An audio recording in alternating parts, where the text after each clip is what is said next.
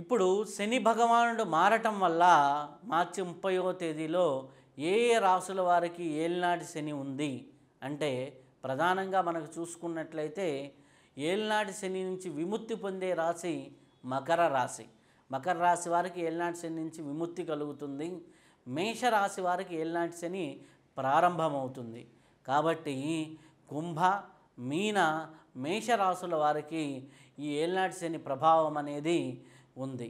కాబట్టి వారు శనికి సంబంధించినటువంటి రెమెడీస్ చేసుకుంటూ ఉంటే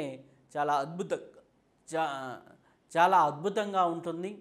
అలాగే అష్టమ శని ప్రభావం కర్కాటక రాశి నుంచి సింహరాశికి మారుతుంది. సింహరాశి వారు అష్టమ శని ప్రభావంలోకి వస్తారు. దానివల్ల సింహరాశి వారు కూడా శనికి సంబంధించిన రెమెడీస్ చేసుకోవడం చాలా అవసరం. అర్ధాష్టమ శని ప్రభావం అనేది ధనుసు రాశి వారికి ఉంటుంది. వారు కూడా శనికి సంబంధించిన రెమెడీస్ చేసుకోవడం చాలా అవసరం.